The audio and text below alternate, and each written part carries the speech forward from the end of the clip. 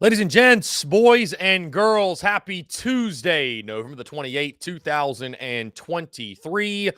Hope you are all doing well. Chris Phillips here, your host of the Daily Crow of the Spurs Up Show. Appreciate each and every single one of you tuning in. We have got a jam-packed show for you all here on this Tuesday. It is game day, actually, believe it or not, in the SEC.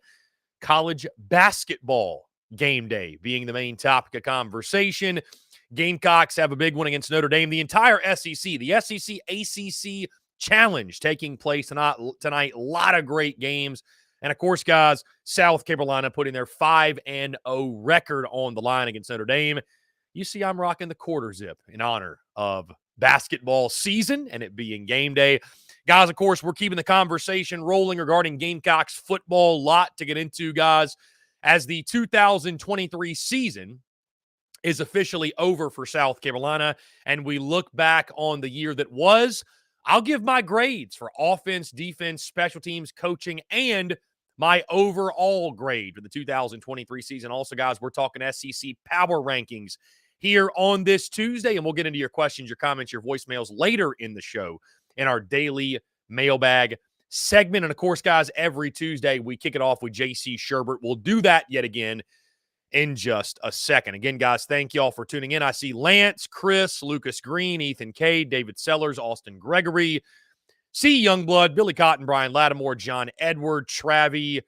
Let's see, who else? Appreciate you all tuning in. Also, those in our Discord, head over to the TDC Questions channel, the TDC Questions channel, to be sure your questions are answered there. Chase Youngblood, I see in the Big Cock Club Discord.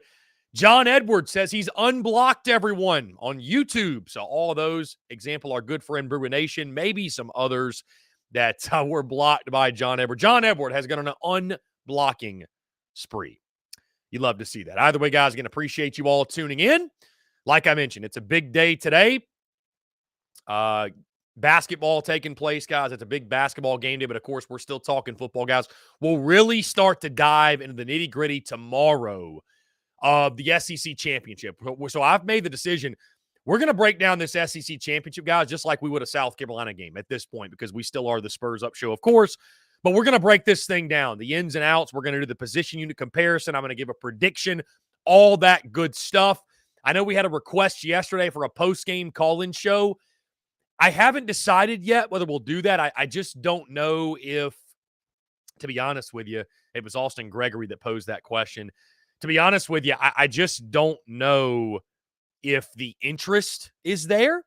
But certainly, we'll be covering that game, breaking down that game, all that good stuff, guys. Going to be a really fun week. Going to be a really fun week talking SEC football, Gamecocks, and of course, guys, like I mentioned, basketball taking place tonight. Of course, like I mentioned, we're looking back today, grading the 2023 season for South Carolina. So again, tons to get into. And again, guys, I appreciate your love and support. First things first, if you have not done so, you're watching us on YouTube, be sure you hit that subscribe button, hit that bell icon so you get notifications when we go live, when we drop new video content as well. Also, guys, you can check us out via podcast, iTunes, Spotify, Google Podcasts, wherever you get your podcast. You can check us out there at the Spurs Up Show.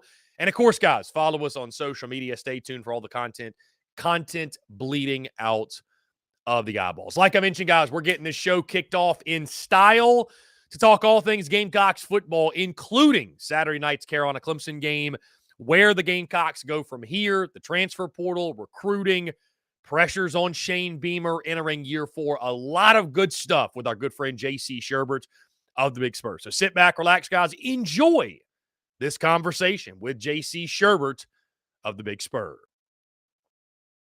All right, guys, he joins us every single Tuesday to break down all things Gamecocks football. And as South Carolina's 2023 season officially comes to an end, there is a lot to discuss with our good friend JC Shurburtt of the Big Spur. JC, appreciate you taking the time, my friend. How are you?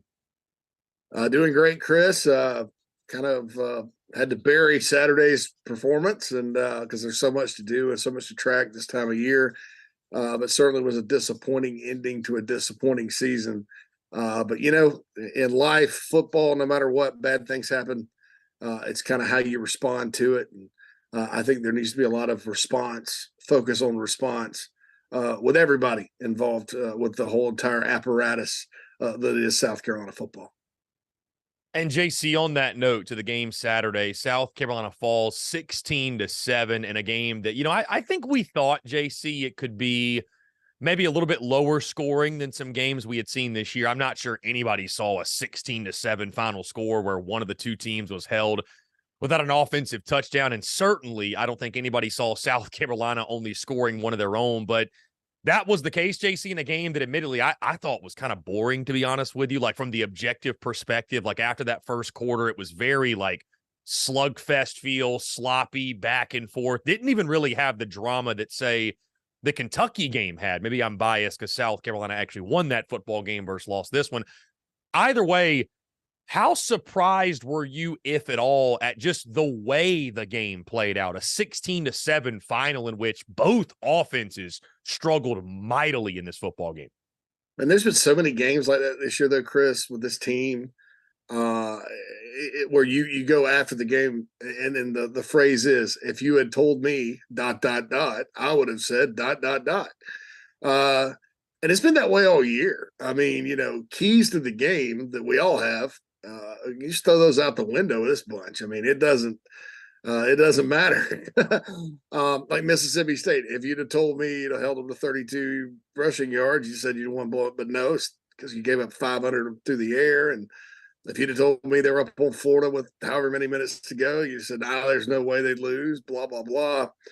And the same thing with Clemson. If you'd have told me that they would hold the Tigers out of the end zone offensively, I'd have said, well, the Gamecocks are probably gonna win that one. It may be ugly, but they're gonna win.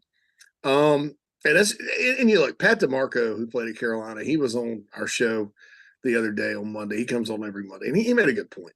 This team never put together a complete game in all three phases all season. And there are probably a lot of reasons for that. Some that are out of the control of people, some that aren't. But it just never was that performance where you go, everybody kind of did their part. I mean, think back to the Clemson win last year. It's 31-30. So there was no margin for error in that one, but offense, defense, and special teams made plays. Special teams especially. And defense held DJ to 8 for 29, got a turnover in the second half, really held Clemson's offense down. And then the offense, South Carolina's offense, with the big play to Juice and, some timely first downs, and then finally getting the first. I mean, everybody did their part in that football game.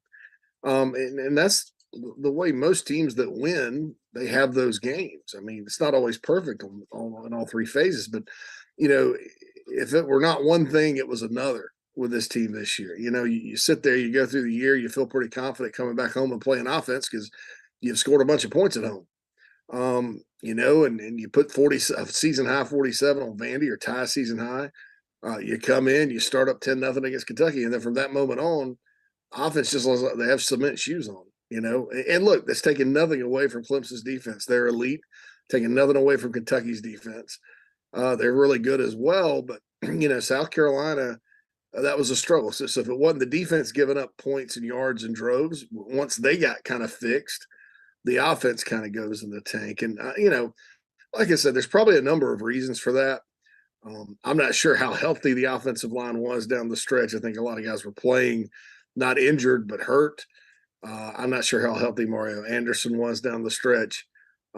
You're basically against a team like Clemson, you've got really 1, 2, 3 weapons at most in the pass game you can get to consistently because you didn't have a Juice Wells. But at the same time, I can't sit here and say, well, if all those things were not true, Carolina would have played much better, because they picked the worst game possible to have their worst game on offense. I mean, nothing worked. Nothing was good about that offensive performance, top to bottom on Saturday. So just bad timing on that. And I think that, you move into next season, year 4 of the Beamer era, you got some roster spots you got to take care of. And you also, it's time next year, I think, for this program to be a little bit more consistent. I think consistency has been an issue. And when you're trying to rebuild or build or whatever you call it, that sometimes takes time. I think that,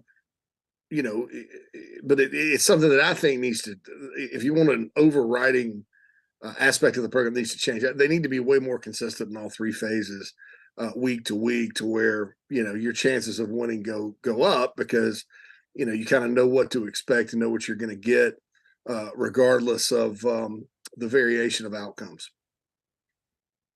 Yeah, JC, I'm just thinking about that game Saturday and how a lot of things I think that took place were sort of a microcosm of the struggles this season and things that were issues literally against North Carolina in game one. It seemed like they lingered and followed this team. One thing that did improve, JC, over the course of the season, at least at the end of the season, was the defense. I mean, the defense did everything they could to keep you in that ball game. Say what you want, obviously, about Clemson's offense and Cade Klubnik. And I mean, the defense, again, did everything they possibly could, holding Clemson to just 3 field goals because, of course, that first touchdown coming from the offense making a blunder. What did you see from the defense on Saturday yet again in that 3-3-5 scheme? And then I'll move to the future. Mid-season, I think most of us were convinced, okay, it's time for a change at defensive coordinator. How do you think the way this defense performed at the end of the season, does it change that conversation? Does it change your mind on the direction that Shane Beamer and company should go on the defensive side of the ball? Your main takeaways from the South Carolina defense at this point? Yeah, I think sometimes coaches can, and I said this, Chris, when they were struggling, I was like, sometimes you get figured out, right? Defense, and I've seen really good defensive coordinators get figured out. I mean, Alex Grinch at Southern Cal got fired midseason, and gosh, I remember 2, 3, 4 years ago when he was coaching with Leach at Washington State. He was everybody's like, who is this guy? Because Washington State was holding Oregon to 10 points in Eugene, and things like that. I saw it happen to Tyrone Nix here at South Carolina. His first 2 years were pretty good, and then all of a sudden in 07, on the back end of that season, they got figured out and the bottom fell out. I think that the ones that survive something like that are the ones that are willing to adapt and change. And Clayton White did it. And it's not like that, the 3 down packages. It's not like he said, all right, we're going to throw everything out and put in this new defense. He didn't. I mean, that's the 3 down stuff is part of like what he's run his whole career. He just did a lot more of it, and it worked. I think what it did, Chris, you put another linebacker on the field that helps you against the run with a linebacker like Stone Blanton. He is a Mike linebacker that really needs guys on either side of it. It's kind of unfair to put him in some of the positions he was put in, and helps you be less leaky against the run. It gives you another kind of wild card pass rusher, to where, like, if you're sending Debo one play or you're sending Bam Martin Scott the other, those guys are both capable. And it confuses the offense. They don't know where they're coming from. It freed up the D lineman, I think. I think that the secondary, by and large, it helped those guys the most, because if you think about the secondary, once they switched to that, they played better. It was a better situation. Like the long pass against A&M was just a great player making a great play. But by and large, guys like Nick Emenwore and DQ Smith and Marcellus Dial and O'Donnell Fortune, and even Judge Collier and Emory Floyd that got in as younger players, it was back to that secondary that we were used to. And I think, for whatever reason, having that alignment in the front, helped the back end a whole lot in coverage and run support and any other way you want to look at it. So as far as the future goes, I don't know. I don't know what's going to happen. I would say that I do think it's good coaching when you sit there and say, this is not working and let's do something else. I think it's bad coaching when you just, beat your head against the wall with the same old. Folks in Lincoln, Nebraska can tell you about that right now. I appreciate that fact. And I, moving forward, is South Carolina going to be a 3-3-5 team? I have mixed emotions about it. I think in the recruiting footprint you're in D-line heaven, you should be able to get 4 down. I mean, I don't. There's no question about it. But I think back about 20-something years ago, Charlie Strong had two of the best defenses in the history of the school, and they were 3-3-5. So whatever works is my answer there. And we'll see what happens moving forward with what exactly the plan is with this defense. And JC, on that note, as we mentioned, the 2023 season abruptly comes to an end, and this is just sort of a side note, but when your when your team doesn't make a bowl game, it's a tough pill to swallow because you're watching all these other teams play, and there's excitement for bowl season, and teams with you get another chance to win a game, 15 practices. Oh, you miss out on all of those things. So now it's time to hit the pavement and get to work. There were a lot of priorities for Shane Beamer when it comes to fixing this thing. Obviously, again, a year 3 that fell well short of expectations. Let's start on the coaching staff side of things. Again, I'm not asking you to name names or anything, but do you suspect there will be any staff changes? Do you suspect any movement at all? I mean, yeah, it is pretty normal. I mean, even if it's a guy taking another job, somewhere, it's very rarely do you get the same. I don't think Shane's had the same coaching staff 3 years in a row. Could I justify making some changes the other way? Absolutely. I'm not. I'm not sitting here defending anything about that. But that's up to Coach Beamer. I mean, he's got to. You got to let your head coach make those decisions. Otherwise, if you're going to people want Ray Tanner or whoever to micromanage and go in and mandate changes. And hey, you can't do that. Well, you may as well just fire your head coach. If that's what you want, if that's what it has to come to. But I could see some changes being made. I think one thing I've learned about Shane Beamer since he's been at South Carolina is with this particular subject, he's going to operate on his timeline no matter what. And frankly, so far, I don't think that's been super costly because, with these critical weeks, you're recruiting, you're trying to work the portal, you're trying to get your players that are coming back to understand, you have to understand where they're at. Are they going to surprise you and leave? There's all this stuff to do that really takes precedence over making a coaching change, in my opinion. So, and with the way he's handled it the first couple of years, it's worked out, even though it drives fans crazy, right? So I think that this off season will be handled similarly. Beamer's a very consistent guy, and we'll see what happens. The bottom line, though, is no matter what he does on his timeline, it's not important. Like when he makes the change, it is if he does he get the right person in the right spot? That's paramount. You got to if you're going to make staff changes, you have to make sure you got the right guy. Or somebody leaves, for another opportunity, you got to make sure you replace him with the right person, and that's just the bottom line. And there's a lot to do, and so we'll see how it all unfolds.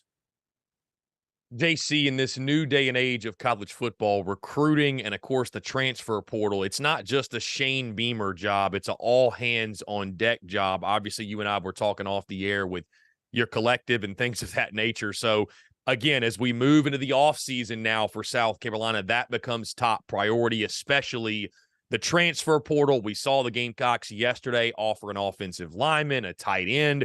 What are the top priorities, in your opinion, for South Carolina in the transfer portal? What positions? What do you think they're looking for? And then, of course, recruiting the early signing day, or really, let's just call it National Signing Day. I mean, it is the signing day. It is the signing day. Yeah. December 20th. What do the next few weeks look like for South Carolina from that perspective? Are they done? Are they adding more guys? Just overall, South Carolina's roster management, what does that look like over the next month or so? Yeah, well, I'll start with high school. Quayshede Scott from Marion's still out there. He hasn't flipped to the Gamecocks. He's committed to Kentucky. They still would like him. Cameron Fountain, the defensive end, committed to Southern Cal. Those would be the top two guys I'd keep an eye on. Maybe Braylon Staley a little bit from Aiken. Maybe another wild card here or there, but keep an eye on those folks. And I don't anticipate too much movement with high school guys unless somebody decommits. Somebody, I mean, what I was told was they're not gonna reach on high school guys this class because they can't really afford to. So I don't, like it used to be in the old days before the portal. You'd have 3 or 4 guys at the end. You'd kind of scoop up. A lot of times those guys end up being good. Coach Simpson, DQ Smith, Sky Moore, Rashad Fenton. They were all late guys and ended up pretty good. But I wouldn't expect anything like that. As far as the portal goes, there's no room that they don't want. They're looking at going, now we don't need anybody. Maybe not quarterback, depending on if there's any attrition there. But I think that every place else, they could use some help. Granular, if you want to drill that down a little bit, I think obviously on offense, you probably running backs obviously got to be the top priority. You got to fix that. That's got to be fixed. There's no reason for that room to be like it was this year, and that's nothing against DK or Mario Anderson or anybody. That just needed to be a lot better and a lot deeper. So that's A. B, I think they need a couple of older receivers while they wait on some of these young receivers to get better. You could use, because right now you got Juice Wells coming back, and then you kind of look around, who else? Well, can Omega Blake take a step? Who knows? Nick Harbor. It'd be nice to have some veteran guys, that you get in there that are proven guys that can, compete and maybe make those younger guys a little better. Tight end, I think they probably need one. Josh Simon likely is coming back. And Michael Smith will probably play as a true freshman, but the other 3 on the roster, it's kind of iffy right now. Now they could they're young, so they could always get better. But if they can find a veteran tight end, a Nate Atkins type of guy that can block and catch, I think they'd definitely be interested. And they threw out an offer the other day. So on offense, it's there. Defense, obviously, I think anywhere on the D line, interior, edge, you name it, they need dudes, and they need big dudes on the inside. I think if you're going to run a 3-man front, you probably need this JUCO kid from Bamberg that's about 6'4", 340, and maybe one more big old hoss to put in there. Because it's so much easier when you're right now. Now, look, I bet you Charlie Strong earlier, Chris. Langston Moore and Cleveland Pinckney were not huge guys, and they were kind of the nose tackle in those systems. So it can work. Carolina didn't. Who was up front? I guess T.J. Sanders most of the time when they ran 3-3-5 this time. Nick Barrett maybe, but I think you could use some guys like that. And also keep in mind Xavier McLeod left, and he was a big old dude. So you want to kind of replace his spot on the roster. So anything on the D line, I could make a justification for a corner if they could find a good one. Maybe a safety, although I do think they're in pretty good shape there. But D line on defense and then running back receiver on offense. If I couldn't have anything else, that's what I would want. I do want to say this to the audience though out there. I've seen some snarky comments, and it's fine. I get it. About, they're offering these Ivy League kids, these FCS kids. Well, number one, there's a lot of Ivy League and FCS kids that end up playing pretty doggone well at the next level. Number two, understand the portal does not open until Monday for most players, like guys that are leaving, like the kid that left Mississippi State, Will Rogers. You can't talk to him until Monday because he's not officially in the portal yet, unless maybe he's a graduate. I don't know. Unless you're a graduate. These Ivy League kids right now, if you notice, everybody's offering them because their season's over. They don't let them go to the playoffs up there, Carruthers, in the Ivy League. But they also don't allow you to have a 5th year. So these guys are degree in hand Ivy League grads wanting to go play a 5th year of football. And then there is some players. One of the kids up there, every kid Carolina's offered that has Ivy League or Holy Cross or wherever has a 20-team offer list right now. And so please understand, that's just where everything's at right now. And I know the portal is still a new thing for most people, but, right now this week, those are the only people they're allowed to contact and offer officially because they're the ones that are eligible to be talked to. The rest of them have to wait until Monday. So that's just a little note there for the audience that don't sit there and think, well, what are you doing offering all these Ivy League and FCS guys? Well, they're the ones you can talk to right now, and that'll all obviously change next Monday when the Stampede happens. JC, you also brought up a good point during that some of the biggest recruiting wins and additions going into next season, they can be retaining players on your own roster, right? I would argue that Juice Wells coming back may be the biggest win South Carolina has all offseason. So to that point, are there any guys right now that you can speculate and say, because, I mean, there's going to be some guys that have some decisions, right? I mean, what players are out there right now that were on the current roster, were on the roster this year that you could see that have a big decision that South Carolina is going to be working hard to retain? I think it's safe to say Spencer Rattler is going on to the next level, going to the NFL. But I mean, outside of that, again, getting Juice Wells back was big. I know there's guys like Josh Simon, Mario Anderson. There's some offensive linemen. There's some others that have some really big decisions upcoming. Yeah, with the older guys, it's they're going to go to the NFL. I mean, Josh Simon actually could hit the portal again because he graduated, and he says he's eligible to do that without sitting out. Simon would be a big guy to get back just because I think he had kind of an under the radar good year. I'd like to see what he could do if he's like the guy, out there. You think of some of the moments where, a player took the ball and just played tough and hard and made physical and made plays like the way the game should be played. Josh Simon's up there with that. Mario's obviously a guy that could go into the draft. Running backs have a unique decision to make because in the NFL now, with the way that position is valued, you could be an undrafted free agent, stay on the practice squad 2 years. Next thing you know, you're the guy because the older guy, they don't want to pay and his legs are running. His legs are getting weak, so, but your legs are fresh because I've seen that. I mean, the New England Patriots were a huge example of how that works. That's why, I didn't think Kevin Harris made a bad decision a few years ago. My gut feeling is Mario probably would do himself a lot of justice if he came back next year and really got after it. But we'll see what happens there. And same with Josh. Josh just didn't have enough opportunities, I think, to really wow the scouts. Whereas if he came back, he could. There's guys that could apply for a seventh year like Nick Gargiulo and Jalen Nichols that they're hoping to get back. Rashawn Lee, they're hoping to get back on the offensive line. Defensively, Bam Martin Scott has another year. I don't think he's quite ready to go. I don't think he's done enough to go pro, but you never know. And I think he's eligible for the portal because he was a JUCO guy. And I don't think that counts as a transfer. It may, but I don't think it does.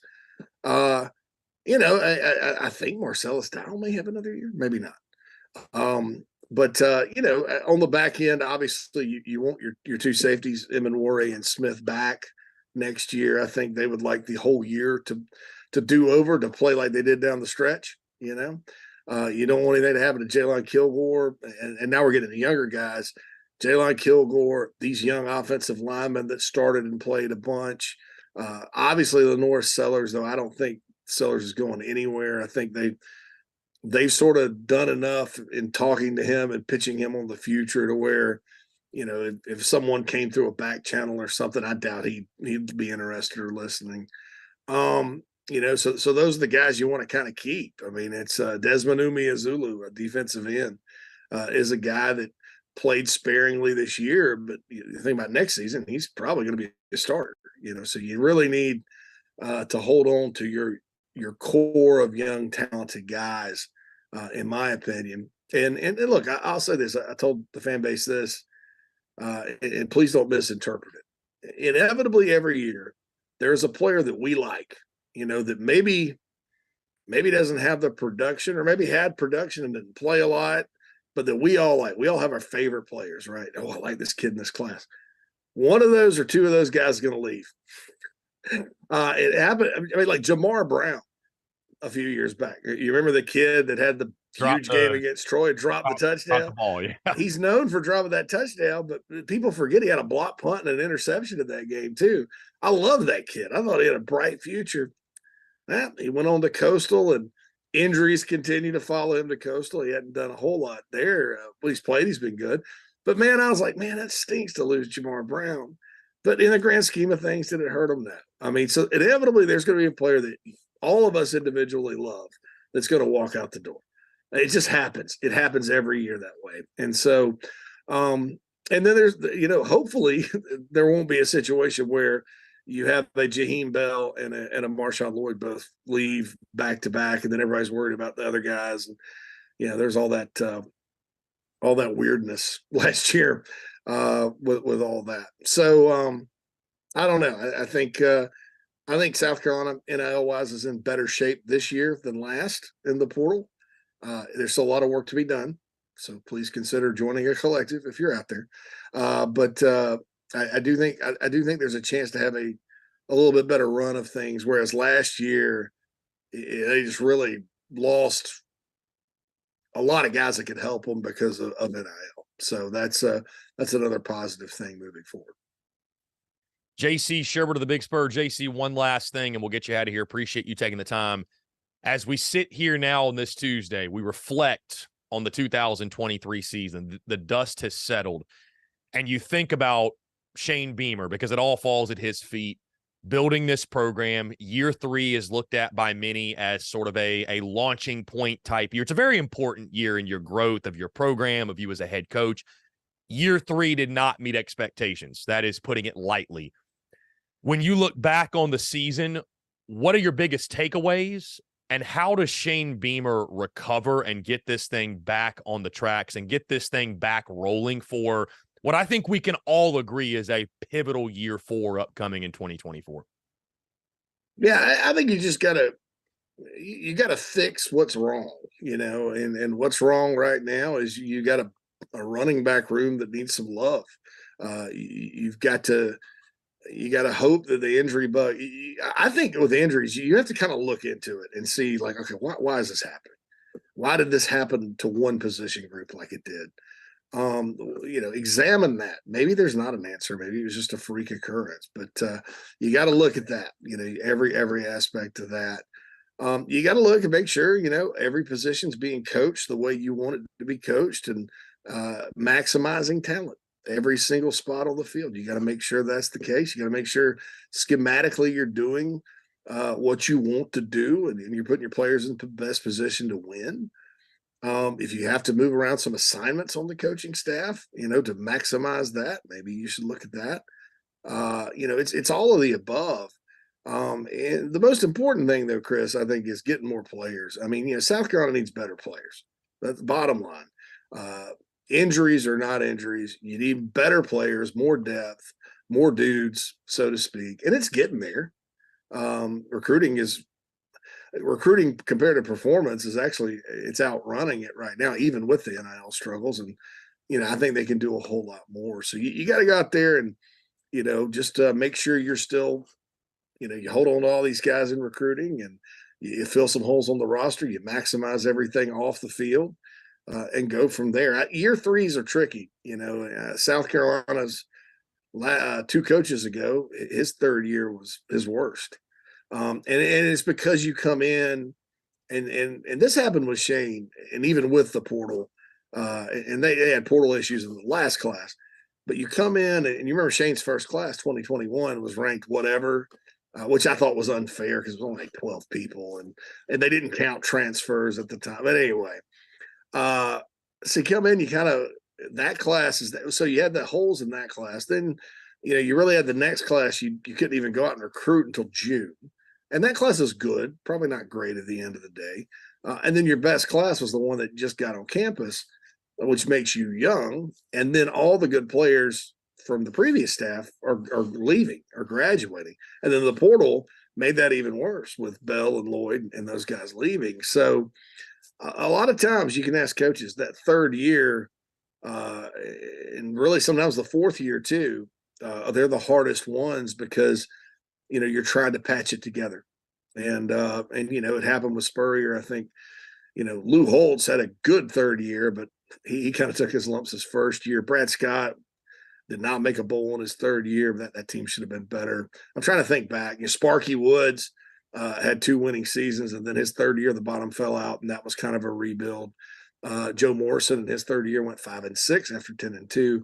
You can go back through history and see year threes can be bugaboos for a lot of coaches, and unfortunately, it got to shame. You always want to keep your head above water and meet the baseline standard here, which is going to a bowl, and you can't have like Muschamp did 4-8, 7-6, and then 4-8, 2-8. So in the SEC, you can't really survive stringing together multiple losing seasons, right? So they got to get back up above water next year, and that needs to be the focus, is to get it back going. And I think then, hey, your year 3, you can look back on it and go, hey, that was a learning year, and all this stuff happened, and we're better off for it. But it's when you start perpetually losing to when the hot seat talk starts and all that good stuff. So it's an important offseason for Beamer and the staff and the program to get things turned back in the right direction. And I think, frankly, the players are there to do it. They need more pieces to add.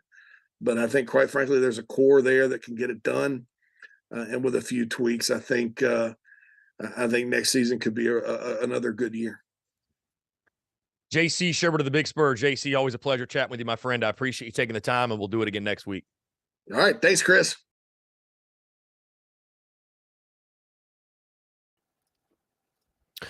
Okay, guys, that was JC Shurburtt of the Big Spur. We appreciate him taking the time. As always, some really good stuff in that conversation as South Carolina now moves into the offseason, which, guys, there's no offseason in football. There's no offseason. I was actually talking with JC off the air, part of that conversation we did not air, talking about basketball and how we both kind of feel bad that it's like basketball season starts in November, but it's right in the middle of football season, and it's really hard and almost impossible to fully turn the attention to basketball when football's still going on either way, though. I thought some really interesting comments from JC in that convo, and certainly a massively important offseason and 2024 season awaits for Shane Beamer and his Gamecocks football program. Guys, that being said, we're going to jump into a quick break. On the other side, how would you grade the Gamecocks 2023 football season on offense, defense, special teams, the coaching aspect, and the overall grade?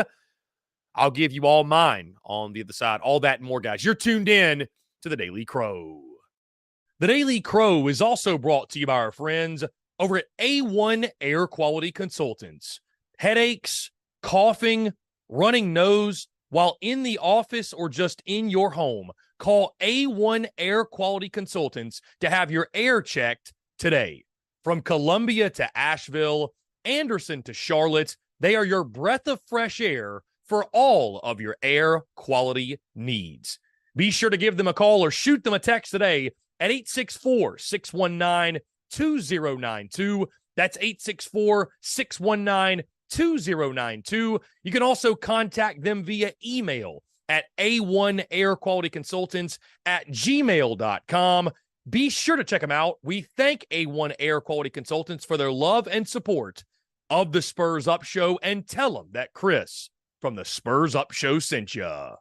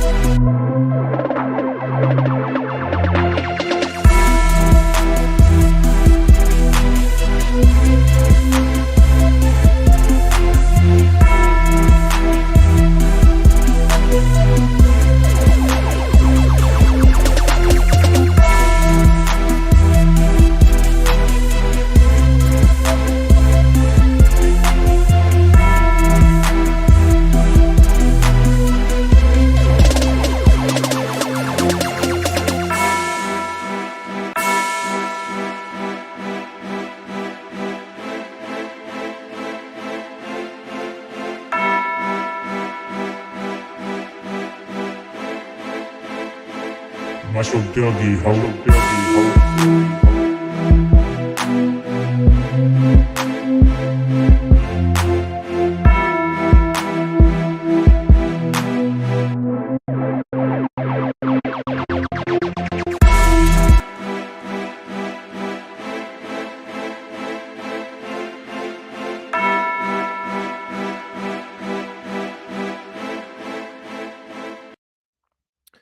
Ladies and gents, boys and girls, we are back here on this Tuesday, November the 28th, 2023. Appreciate each and every single one of you tuning in, guys. I want to once again say thank you to JC Shurburtt of the Big Spur for taking the time. Always a pleasure to chat with JC and get his thoughts and analysis and takeaways on everything. Certainly, JC is going to be a busy man over the next month or so as National Signing Day approaches. The transfer portal madness continues. A lot on the plate of JC Sherbet. Again, we appreciate him carving out that time to chat with us. Guys, continue to leave us your questions, your comments, your voicemails as well at 843-790-3377. That's 843-790-3377, as I want to hear from you in our daily mailbag segment. But in the meantime, how would you grade the Gamecocks 2023 football season? And before I give you all my grades for offense, defense, special teams, coaching, and the overall grade as well, I actually want to go back to give you all some reference to what my grades were at the midway point, right? The halfway point, because we do our mid-season report cards every single season as well. And I think it helps to provide some context in regards to where I'm thinking, what I'm thinking, how I'm thinking, and why I'm thinking it.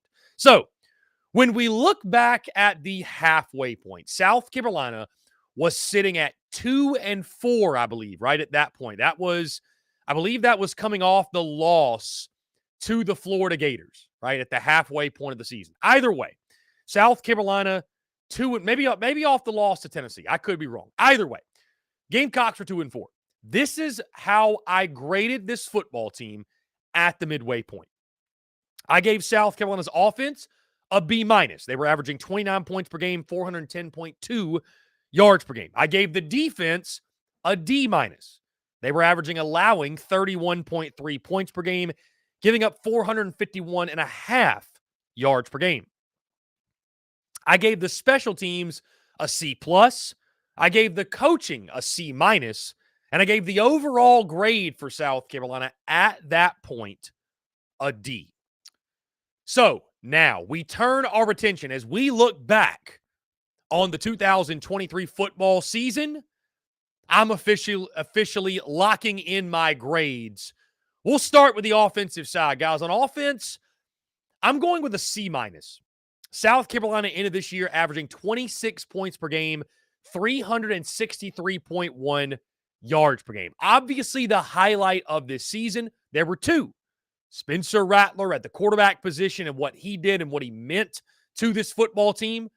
And Xavier Legette, who I think is more than likely, I think it's safe to say, this football team's MVP for the 2023 season. I also think since the midway point, Mario Anderson emerged as a consistent threat in the backfield for South Carolina. And while in comparison to some other teams, it was not much, for this Gamecocks football team that struggled mightily all season long to run the football, you have to think to yourself, where would South Carolina have been without Mario Anderson? What answers would they have found at the running back position? So I give the offense a C-.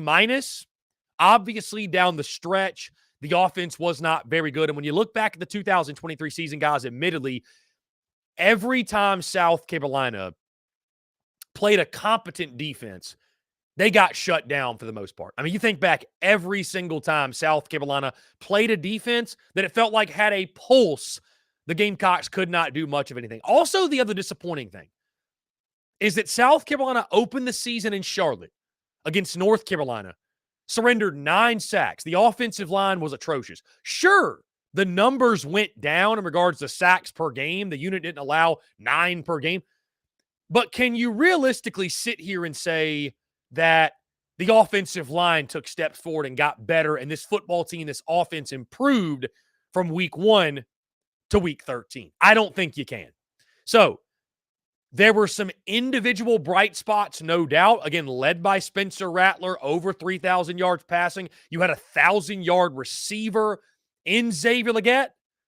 But unfortunately, Dowell Loggins' unit marred by injuries on the offensive front and marred, most importantly, by inconsistencies in regards to not being able to run the football, making the offense one-dimensional, and then the offensive line not being able to protect Spencer Rattler. That was especially felt down the stretch. So a C- for me for the Gamecocks offense.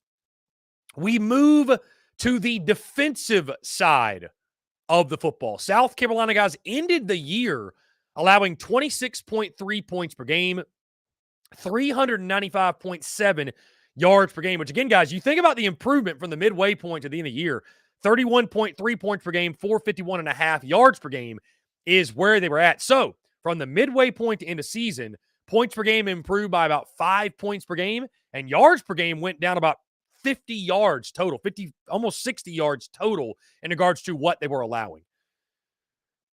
Still, guys, when you look at the entire body of work, right? I gave them a D- at the halfway point. I'm willing to go up on that, but not by much. I give the Gamecocks defense in 2023 a D+, because I look at it this way. Yes, South Carolina was able to close out the season strong in games against Vandy, Kentucky, and Clemson. I challenge you, though, to look at those three offenses. I challenge you to look at the offenses of those three football teams. Taking nothing away from South Carolina, you have to factor in the entire body of work. And South Carolina as a whole, they were porous more often than they were decent in 2023. Again, I think there were some individual bright spots. Guys like Debo Williams really stepped up and emerged and became leaders. You know, you saw guys like Tonka Hemingway, TJ Sanders at times make plays in the middle of the interior defensive line. You saw Jordan Strawn come on late in the season.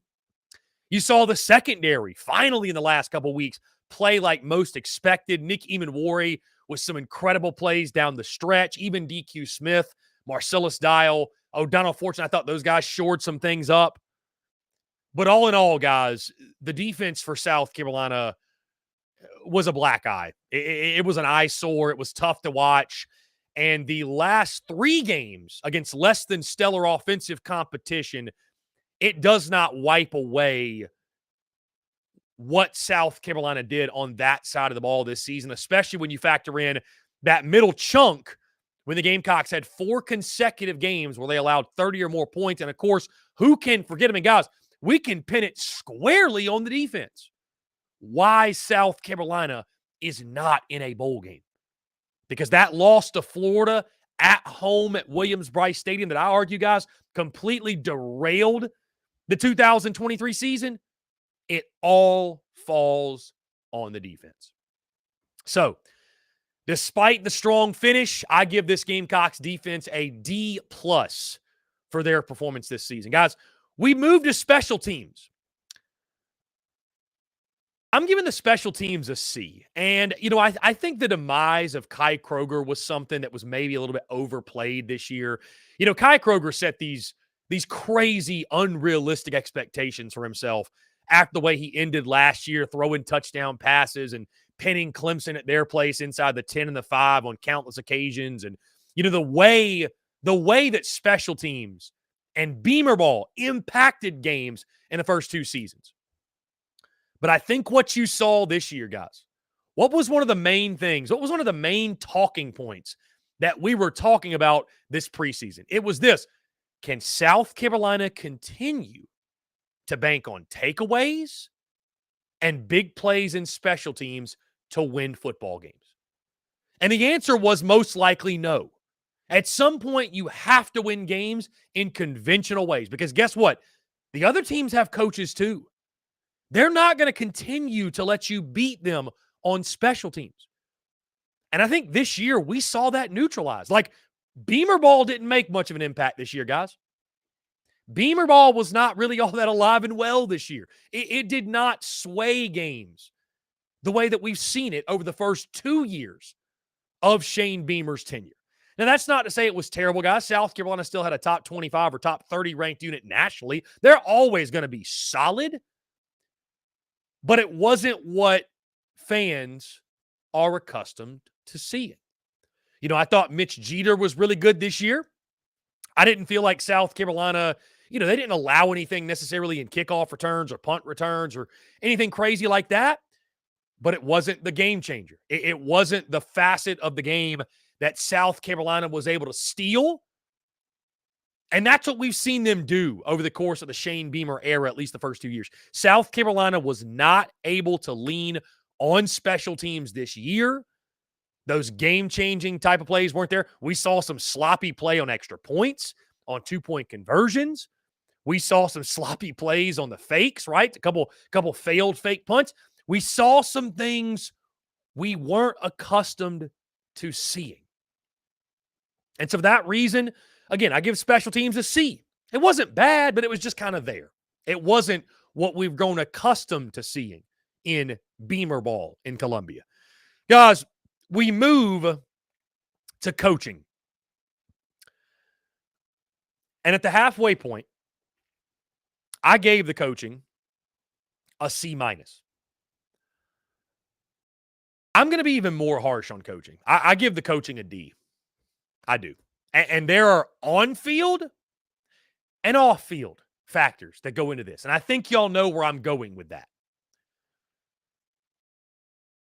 When you have a season where off-field madness and what's being said in press conferences and the silliness that's taking place off of the field is the predominant storylines, that's how you know your season was, for lack of a better way of putting it, a shit show. But let's talk on-field. It took this coaching staff nearly half a season to realize that Mario Anderson was the best possible option at running back. It took, in regards to identifying talent, in regards to identifying personnel, the best available options at each and every single position. In regards to defensive coaching, how long it took to make an adjustment on that side of the football. You think about situational coaching or lack thereof. The Florida game jumps out immediately. You think about South Carolina going on the road in SEC play and getting their doors blown off, looking unprepared, uninspired, not ready to compete at the highest level. I mean, it goes at every single coach on this staff. Special teams took a step back. Pete Limbo's group. Defensively, again, I've already mentioned, guys, Clayton Whiteman, we're talking about his job status right now. So it wasn't a good year. Offensively with Dowell Loggins, guys, I think Loggins did a lot of good this year in regards to Spencer Rattler, his game, revitalizing his career. Xavier Legette coming alive. Mario Anderson, finally, once he got his opportunities, was solid. But, I go into 2024 still 50-50 on Dowell Loggins. Maybe I'm 55-45. Maybe. Because I think he was an improvement over Marcus Satterfield. I think Dowell Loggins, I think the only thing that we can say with confidence about Dowell Loggins is that Dowell Loggins was an improvement over Marcus Satterfield. That's fair. Nobody is going to debate that. Nobody is going to fight that, especially when you look at what's happening with the folks in Lincoln, Nebraska right now. But that being said, I think that's all we know. Guys, when you talk about personnel, you look at some of the play calling down the stretch and just some of the questionable play calls, the questionable personnel usage. I think the jury's still out on Dowell Loggins. And then Shane Beamer being the leader of this football team, being the leader of this football program. And, it's unfortunate for Beamer because I think the thing that makes people, not just locally, but nationally, love Shane Beamer It's his energy. It's his emotion. It's the wearing his heart on his sleeve. It's he's so great in pressers when South Carolina wins football games. But I think what we saw this year was the ugly side of it. When things aren't going well, we saw the opposite. We saw Shane Beamer, and we saw this in the upstate too, by the way. Let's not excuse, he's not the only one. I want to make that very clear, but we're talking about South Carolina here. But we saw on a weekly basis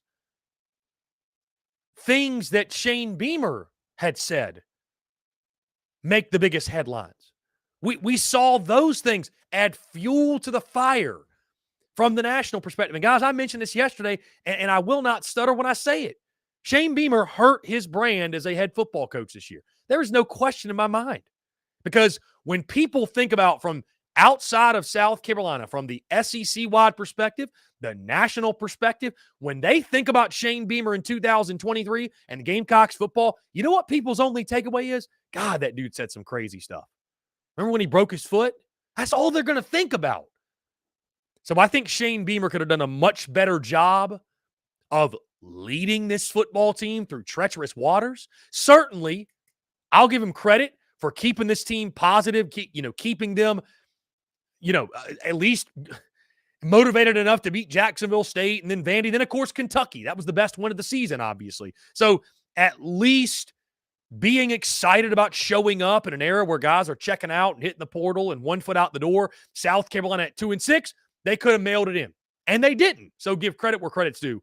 But the entire body of work, everything was an issue in 2023. That includes coaching. That's why I give the coaching a D grade. And we move to, guys, the overall grade. Let me preface it by saying this. Guys, so many people go, okay, well, if I average this, and this, then this should be the overall grade. That's not necessarily how this works, because there are intangibles. There are things that I factor in that, it's just not an average. That's not how it works, okay? That's not how it works. So I want to make that very clear. And my overall grade at the halfway point, guys, was a D. 2-4 at that point, right? I think you had just lost the game to Florida. Nothing had gone well. Well, I don't think you guys are going to be very surprised by this. My overall grade for Gamecocks football for the 2023 season is an F. It's an F. 5-7 overall, 2-6 in SEC play, and a season, guys, in which, as I mentioned, the off-the-field stories, the off-the-field nonsense outweighed any of the on-field successes. Truly. That's where we are. I mentioned this yesterday, but the things that I'll remember the most from the 2023 season, DeCarrion Joyner telling me to shut the F up, Shane Beamer breaking his foot in frustration after the Florida game, Beamer attacking not attacking, but mentioning the chain gang eating hot dogs as that was the biggest problem of tonight. That was the most disappointing thing. Telling folks to find some joy after the Jacksonville State game and mentioning folks have a miserable existence and attacking those in the fan base because people may not be all that thrilled with how the JSU game went. I mean, the list goes on and on, guys. The list just goes on and on. And so it was a nightmare year 3. I mean, let nobody tell you different, guys. It was a nightmare year 3. When you think about all the expectations, guys, if I would have predicted 5-7, like our friend Jake Crane did, who, by the way, guys, he's coming for blood on Friday. He's already told me. But if I would have picked that, oh my goodness, the attacks I would have received, the shots I would have taken from Gamecock Nation. So many out there were picking 8, 9, 10-win seasons, ignoring all of the deficiencies and real question marks the football team had. And all of those things blew up in South Carolina's face this year. Misses in the portal, misses in recruiting, not building the roster the way this coaching staff should have through the transfer portal. And so it was a nightmare season from start to end. I mean, there's just no other way to put it, guys. And when you think about the importance of, we talked about it all summer, all preseason, year 3. This is year 3. It's a really big year. Year 3 is massively important for a head coach. Year 3 is kind of the year you start figuring out what you got. It couldn't have gone any worse. It couldn't have gone any worse. There are positives. I'm not going to say there's zero positives, but they're few and far in between. And the negatives so greatly outweigh them that it makes speaking on those positives, it makes me feel somewhat foolish, because the bottom line is this: you failed. You failed in 2023. You failed in year 3 of Shane Beamer. That's it. South Carolina may not have very high expectations and high standards, but guys, you miss a bowl game with Spencer Rattler at quarterback? You failed. You failed. So my overall grade, guys, for South Carolina football in 2023 is an F. Maybe that F stands for find some joy. But either way, it is an F. And South Carolina and Shane Beamer begin now picking up the pieces and rebuilding to right the ship in 2024. Guys, we're going to jump into a quick break. On the other side, my SEC power rankings heading into SEC championship weekend. All that and more on the side. You're tuned in to the Daily Crow. The Daily Crow is also brought to you by our friends over at A1 Air Quality Consultants. Headaches, coughing, running nose while in the office or just in your home, call A1 Air Quality Consultants to have your air checked today. From Columbia to Asheville, Anderson to Charlotte, they are your breath of fresh air for all of your air quality needs. Be sure to give them a call or shoot them a text today at 864-619-2092. That's 864-619-2092. You can also contact them via email at a1airqualityconsultants@gmail.com. Be sure to check them out. We thank A1 Air Quality Consultants for their love and support of the Spurs Up Show, and tell them that Chris from the Spurs Up Show sent ya.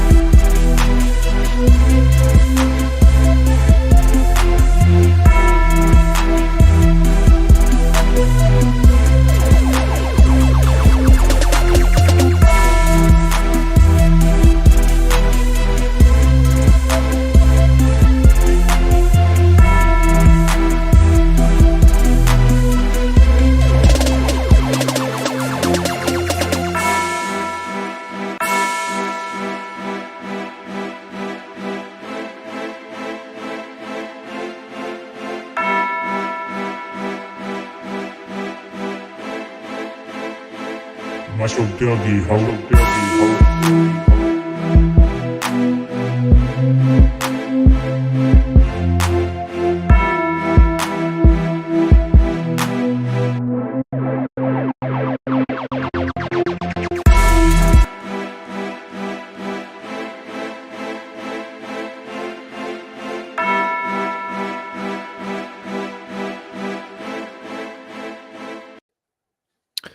What's going on, guys? We are back here on this Tuesday. Just making a correction really quickly, guys. That last segment, South Carolina, I apologize. I apologize for not giving credit where credit was due. South Carolina went 3-5 in SEC play this year, not 2-6. As I had said, I totally glossed over that win over Vandy. So it was Kentucky, Mississippi State, and Vanderbilt. Those were the three teams that South Carolina beat in the SEC this season. I almost forgot about the North Carolina game. It's been so long, obviously, since the beginning of the season. But Gamecocks, 5-7, 3-5. That's my bad. 5-7, 3-5 in 2023. So I appreciate our good friend. I appreciate my good friend Greg Bedinger, who pointed that out. Sky Stevens says this in the comments: will we have a better record in 2024? Your thoughts, Chris? So Sky Stevens, this is a great question. The SEC schedules, and we already got some games leaked yesterday. None of them were South Carolina. The full schedule will be released mid-December, right? Mid-December.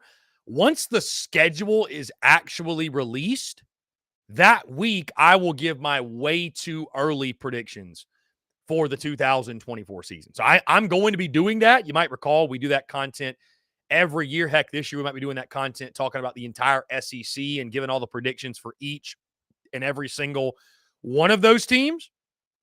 It's almost an impossible task, but hey, we love doing it. That's what's the fun part about it. But certainly we will do that for South Carolina once that schedule's finalized. Because, guys, I think a lot of it goes into when you're giving predictions. I think a lot of it is who you play, when, where you play, stuff like that matters.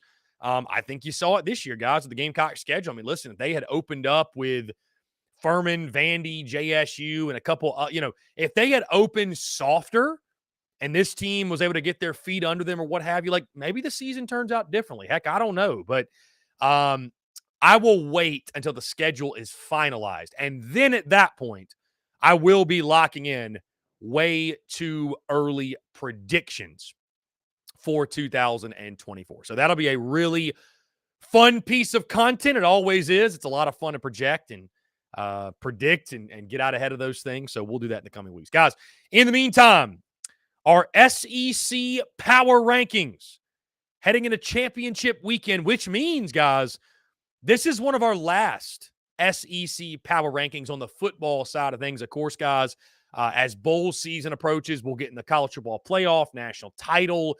We'll probably have a post-bowl season SEC power rankings, but this is about it for the 2023 season, guys. Again, it's crazy how time flies when you're having fun, and certainly it is always a lot of fun. The beauty is always in the banter when it comes to these SEC power rankings. So without further ado, guys, we're going to go ahead and dive into this. At number 14, they didn't move out of this spot. Actually, yes, they did. Forgive me. They moved out of this spot 1 week when I felt that Arkansas was most deserving. But the team that held on and stayed in the cellar more often than any, the Vanderbilt Commodores at number 14. And guys, we've already seen Vandy, a couple quarterbacks hitting the transfer portal. Ken Seals and A.J. Swan. Bye-bye. See you later. Vandy finishes the season 2-10 and winless in SEC play. And you talk about, guys, most disappointing teams in college football this season. I know Vandy's not the first one you think of, but I mean, we're talking about a team that, guys, they were the easy bet over the offseason. Man, hammer the over 3.5. Love what Clark Lee's doing. I didn't hammer that bet, but I mean, I like Clark Lee. I like what he's doing in Nashville. He's a Vandy guy. He gets the challenges.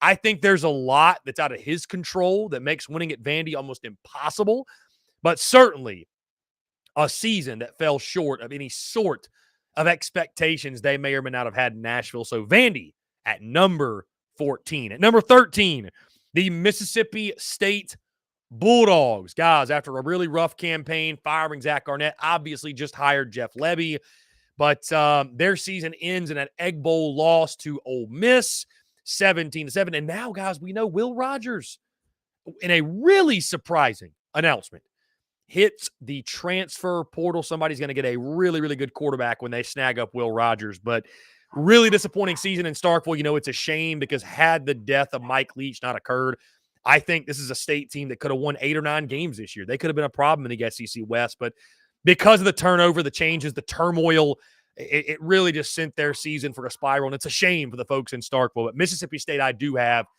at number 13. Barely ahead of them. Barely. At number 12. I've got the Arkansas Razorbacks. Really, I should have done a tie for 13th because these two deserve to be in the 13 spot. I gave Arkansas the nod at number 12. Obviously, they get boat raced in the final game of the season against the Missouri Tigers. You know, thought maybe, okay, you know, Arkansas, they're going to have a boost because they got Sam Pittman back. No, that did not help at all. Arkansas, another team that was massively disappointing, and I think obviously Pittman enters a 2024 season where he is on the hottest of hot seats, and his job is absolutely on the line. But Arkansas, and it doesn't make a lot of sense, man. I mean, they had good players. That's what's crazy, and I think just Arkansas, I think, is a great example of what can happen when you miss, when you swing and miss on coordinator hires, when you swing and miss on assistant coaches.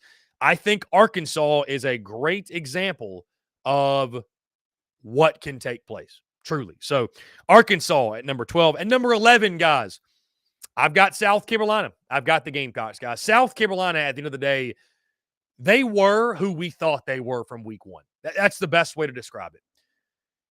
Everyone wanted to write off week one as, man, it's the first game. It's a season opener. It's all good, man. Carolina's going to do their song and dance on the Beamer and get better and improve.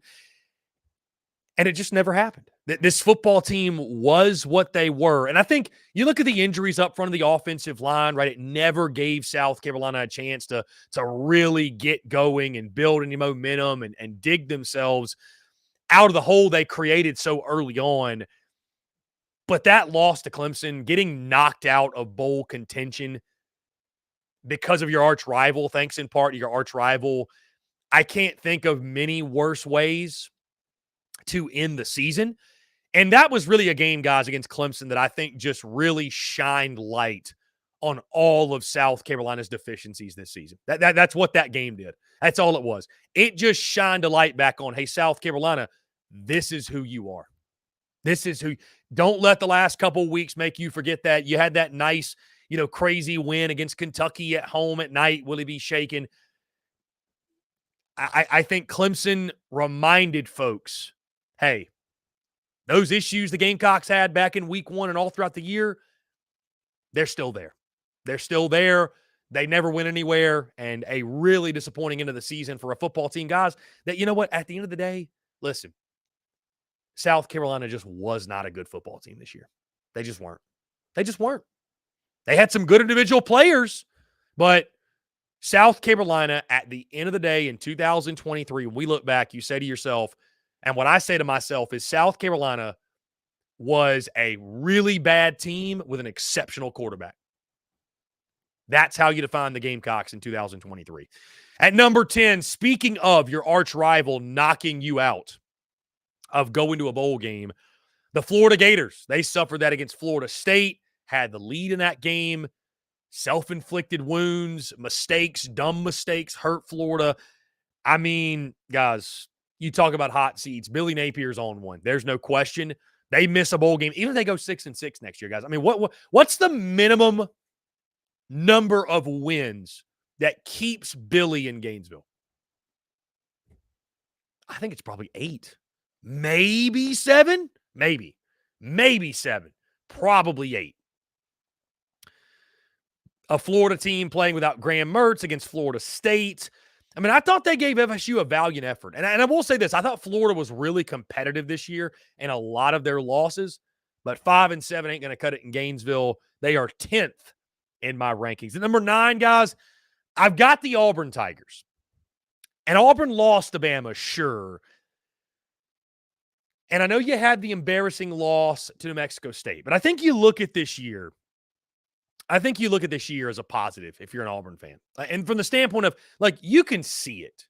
You can see what Hugh Freeze is building. You can see what Hugh Freeze is implementing, the changes that are happening. And, guys, once he gets his quarterback and gets some more talent on campus, I think Auburn's going to be scary. I mean, you could argue they should have beaten Alabama. I mean, give Bama all the credit in the world, but, I mean, Auburn had the Crimson Tide beat and let them snag it away at the last second. So I got Auburn at 9, but I'm very bullish on Hugh Freeze and the Auburn Tigers moving forward. At number 8, I've got the Texas A&M Aggies, who fall to the LSU Tigers over the weekend. Of course, the big news for them wasn't the game. It was the hiring of Mike Elko. It'll be interesting to see what the bowl game situation looks like for A&M and where they go and who they play and what have you. But, A&M, disappointing season, led to Jimbo Fisher's firing, though, and they can begin anew now with Mike Elko at the head coaching spot. At number 7, maybe the most impressive team, one of the most impressive over the weekend, Kentucky goes into Louisville, 10th-ranked Louisville Cardinal, and beats Louisville 38-31. And I'd like to take a moment, by the way, to pat myself on the back, because I caught a lot of flack for my commentary on Kentucky this summer and throughout the season. And did Kentucky live up to the expectations I set? No. But, guys, at the end of the day, what's so funny about it, you'd have thought I picked Kentucky to win the SEC East for all the hell I caught. I even picked South Carolina to beat Kentucky in the preseason. I picked Kentucky to go 8-4. They went 7-5. I picked Kentucky to beat Louisville. Got trashed for the pick. They beat Louisville. So, just saying. And if you're wondering, Chris, South Carolina beat Kentucky. Why isn't South Carolina higher than Kentucky? Well, guys, if South Carolina and Kentucky played on a neutral field right now, I'd easily take Kentucky. That's just the truth. That's just the truth. Number 6, I've got the Tennessee Volunteers. They smashed Vandy over the weekend. Ho-hum, what have you. Imagine having Vanderbilt as a rival. Really impressive offensive performance. I don't think it's surprising at all what we saw from them in that game. I think most expected that blowout. And, Tennessee, I think all in all, guys, when you look at Tennessee this year, losing all they lost with Hendon Hooker and Jalen Hyatt and the offensive weapons and the inconsistencies of Joe Milton, I think 8-4 is not a bad year. I think you look at it like, is 8-4 going to be like the floor for Josh Heupel? And if so, I think you can live with that if you're a Tennessee fan. I think you can live with a floor of 8-4, the goal being double-digit wins on a yearly basis. I think you can live with that. Now, the Nico era is set to begin. I don't know if Milton's going to play the bowl game or not. Either way, the Nico era is set to get going. And so, again, I think an 8-4 season was not perfect for Tennessee by any stretch of the imagination, but overall a solid season for the Vols. Number 5, guys, I got the Ole Miss Rebels. Ole Miss taking down Mississippi State in the Egg Bowl. 10 wins. 10 wins for Lane Kiffin and company. Guys, I mentioned it yesterday. I'll say it again. This is the golden age, I think, of Ole Miss football. And Ole Miss fans should be ecstatic with what Lane Kiffin's doing right now. I mean, he's made Ole Miss fun to watch. He's made Ole Miss a national brand, nationally relevant. They're a team, guys, right now, they'd be in a 12-team playoff. How awesome is that to think about? That Ole Miss would be in a 12-team college football playoff. So, Ole Miss at number 5. At number 4, I got the Missouri Tigers, man. I tell you what, talking about teams that would be in a 12-team playoff, Mizzou.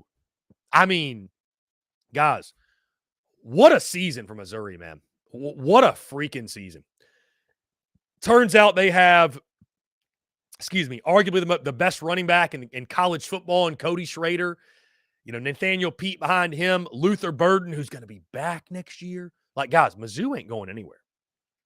Theo Weiss, fantastic wide receiver. Brady Cook at the quarterback position, a really nasty defense. I mean, they just took it Arkansas in that last game. You got to love what you saw from Missouri this season. I think Eli Drinkwitz, I'll repeat myself, I think he should be the SEC Coach of the Year. I understand the jobs that others have done, but guys, when you think about the expectations from Mizzou and what people thought of them, for them to be in this spot, what a season, what a year, what a job by Eli Drinkwitz. At number 3, I've got the LSU Tigers, guys. LSU, I put them ahead of Missouri because they beat Mizzou at their place. I understand how both teams are playing. The biggest takeaway here is Jaden Daniels should win the Heisman. If he doesn't, it's a travesty. LSU just, guys, they got to fix the defense over the offseason. They got to fix their defense. Bottom line. They got to get that defense shored up, and I know that's the top priority for folks down there in Baton Rouge, but they've got to get that figured out. Number 2, I've got the Alabama Crimson Tide after escaping death against the Auburn Tigers. And listen, great teams make their own luck. I totally get that. But they'll be talking about 4th and 31, 4th and goal from the 31 for forever. Forever. So you can't say enough good things about the growth, the evolution of Jalen Milroe. I mean, he is just so lethal with his legs and getting outside the pocket. The rest of that football team coming together. And guys, I mean, I picked Bama to go 9-3 over the summer. I thought this team might be going 7-5 or 8-4 after the USF game. Great job by Nick Saban and company to get that thing going and get them kind of off the mat and, prove people like myself wrong. And now they're in the SEC championship game against the Georgia Bulldogs, who are number 1, surprise, surprise, in our latest power rankings. Georgia, fantastic month of November. I mean, listen, it was rivalry weekend. Everybody was kind of surviving in advance. Georgia held out a lot of guys, I think, to get ready for the title game.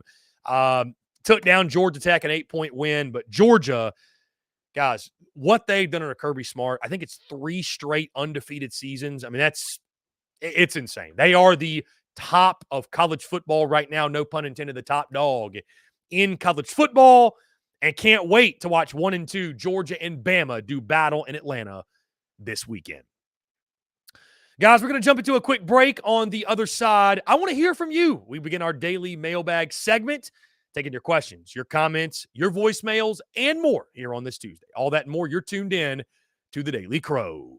The Daily Crow is also brought to you by our friends over at A1 Air Quality Consultants.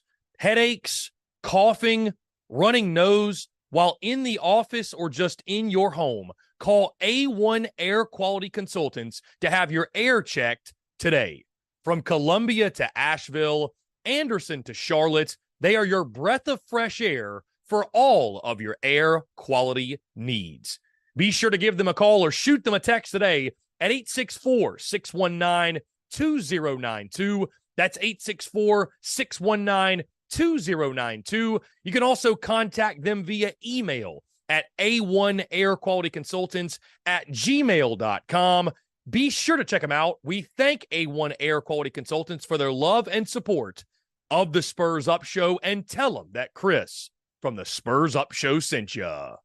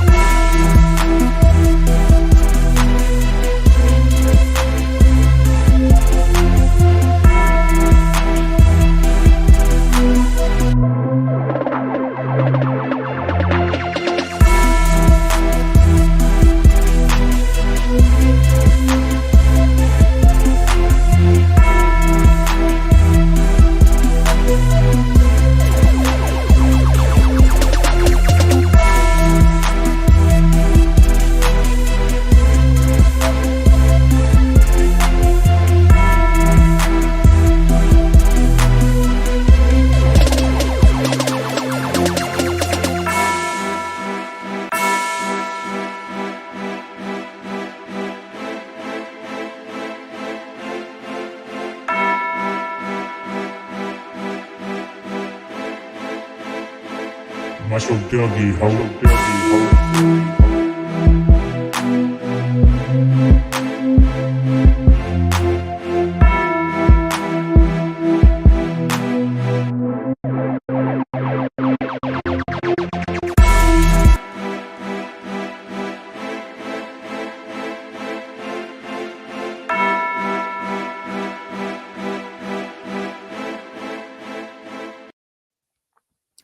Ladies and gents, boys and girls, we are back here on this Tuesday, November the 28th, 2023. Appreciate each and every single one of you tuning in as we jump into our Q&A Power Hour. Look at me, the old school. Jump into our daily mailbag segment. Our daily mailbag segment. Taking your questions, comments, voicemails, 843-790-337. Some of you guys, you can also text that number as well. Let's go ahead and jump right into it. Ghost says, you see, I refuse to read your entire username, my friend. He said, we underachieved with a talented roster last season. We regressed and were downright bad at times this year. Yes, injuries and youth played a part. However, with more talent, our defense never looked great. Ghost, the only thing that I would probably disagree with is I said it all preseason. It's funny too how, like, and I get it. It's the nature of the beast. I'm not asking anybody to give me a pat on the back because, you know, I miss a lot of predictions too, and I say a lot of things that are inaccurate, so I get it. But, like, I said all summer, all preseason, hey, I think the 2022 version of South Carolina was better than the 2023 version was going to be. And I got blasted for that, especially by some of the slapdicks on our Discord. And boy, they sure are quiet now, my friend. They sure are quiet now. By the way, it's all love to those in the Discord who like to give me a hard time. The guys in the Discord keep me sharp. I'll just say that. They keep me sharp. They keep me on point. I respect it. So do you all. But I'm just like, man, like, I got cooked for that. I felt like I got cooked for those takes, and now nothing. Anyways, Ghost says, even if Clayton White was figured out with the 4-2-5 and the 3-3-5 helped throw people off balance, how long will it take him to adjust, make changes when his 3-3-5 is figured out? That's a really, really good point. I mean, listen, I think Ghost, I think South Carolina still should make that change at defensive coordinator. I mean, listen, if Shane Beamer feels like it's best for the program not to, then you just say so be it. But I would still make the move. I think you've seen enough to this point where it's like, hey, man, a couple of games at the end of the season don't save you. So, Robbie Davis texts in, what's up, Chris? My prediction for the basketball game tonight is South Carolina 75, Notre Dame 65, and that's only if we somehow stay out of foul trouble. Go Gamecocks. Guys, what's your excitement level for basketball tonight? Again, I was having this conversation with JC Shurburtt off the air. And admittedly, guys, like, he made the point. He thinks basketball season starts too early. And, like, I understand basketball, they can't make their schedules around the football season, right? Like, they can't do that, right? It just doesn't make sense. But I think there's an argument to be made that basketball season starts way too early because it's like at any school where football is king, nobody is going to get invested in basketball while football's still going on. Now, granted, right now at South Carolina, there is no football. So maybe there's no excuse, but I'm just saying as a whole, college basketball in the SEC, like, we're still in the heat of football right now. Even if your team's not playing, because of recruiting and because of the portal, we are in the heat of football right now. And I just like, I mean, I feel that too, guys. Like, it's just like, I mean, the most diehard of diehards, they're going to get into it. I get it. I'm talking about from the whole, right? I just think the season, maybe they could wait a couple weeks. Like, they take all these breaks for Thanksgiving and exams and Christmas. And, like, why not just start the season in mid-December? Why not start conference play in mid-January, late January? I don't know, man. It seems like they could push it back a little bit, a little bit. So, anyways, guys, 843-790-3377. DGD, what's going on, man? Appreciate you tuning in. Let's see. Just going through all of your questions. Bird says, JC's partner on his show said he doesn't think South Carolina team is that far off from winning 7 to 8 games about next year. What does that say about a program when as a head coach? When a head coach is going into year 4, I mean, I think an 8-win season next year, honestly, would be a great year. Have you looked at the schedule? South Carolina will have a new quarterback. I mean, Bird says, let's be real, Vegas will have the line set at 3 or 4 wins for 2024. That'd be a fun piece of content, Bird, if I had to set the over-under win total in Vegas. Yeah, I mean, it's probably going to be about 5, 5.5. I would probably put it at like 5 or 5.5. I definitely think that's what's going to happen. Coach Ford gave his thoughts on grades. His grade is a D. Offense is a C-, defense is a D, special teams is a C, coaching was a D-. Coach Ford, you and I were very close. M. Colt says 3 or 4 wins may be realistic for this squad next season. Sam Martin says, I'm sad Florida doesn't play South Carolina next year. M. Colt, we've heard for years that O-line prospects take years to develop. How will this team be any better next year, even with the top O-line commits we have for 2024? I mean, M. Colt, it's a great question, man. It's a lot of the same issues, it feels like. I mean, it's crazy. So, like, I started doing this back in January 2017, right? And South Carolina had just lost which bowl was that? The bowl to I believe it was South Florida. They had just lost that bowl game. Okay. But like, I just think about, they were going into year 2 of Will Muschamp. But like since then, and like my entire life almost as a Gamecock fan outside of 2010 to 13, like, bro, the last 10 years, I mean, ever since I've started doing TSUS, it feels like the storylines every year going into the season are exactly the same. Like, all 3 years of the Beamer era, guys, and I'm not saying this is good, bad, and different. I don't really know what this means. But it's like every year, the storylines are the same. Every year. Every year it's offensive line. Every year it's can you stop the run. Every year it's this, that. Every year. Every single year, man. It's crazy. It's crazy. Football Frank says, 277 days until football. Frank, what you mean, man? There's a game Saturday. Gamecocks football is what you're saying. Okay, I get it. Austin Gregory, over under win total for South Carolina next year will likely open at 4.5. I mean, Austin, I hate to ask this question, but I have to. Like, I have to. Is there a path? Is there a record, I should say? Is there a record for next year where if you fall below this finish, this record projection, Shane Beamer should be fired? Does that exist? Does that exist? Because let's be honest, at other schools, the expectation is a little bit higher. I mean, guys, if Billy Napier goes 5-7 next year, he's fired. Year 3, it doesn't matter. 5-7, you're fired. If Shane Beamer goes 5-7 in year 4,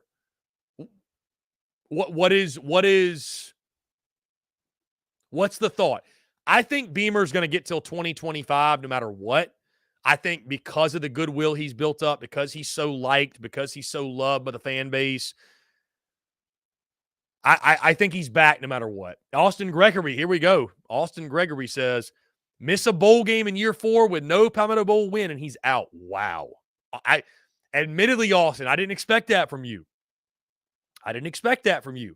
Miss a bowl game with no win over Clemson, he's out.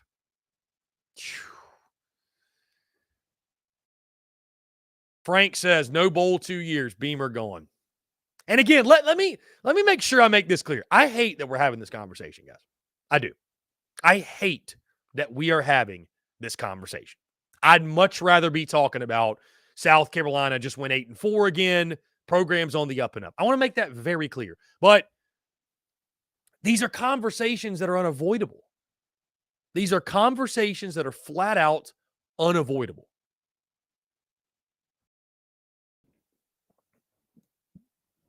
I mean, you look at Sam Pittman at Arkansas, guys, their fans are irate because I think what happens, like they're keeping Pittman going into next year. That'll be his 5th year.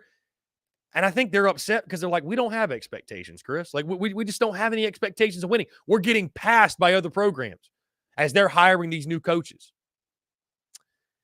So I don't know. I mean, I think certainly no matter what, if South Carolina misses a bowl game next year, Beamer's seat is scorching going into 2025. It's scorching. It's scorching. That's just putting it honestly. Just putting it honestly. David Allen, we're not talking about firing Shane Beamer right now. Nobody is. But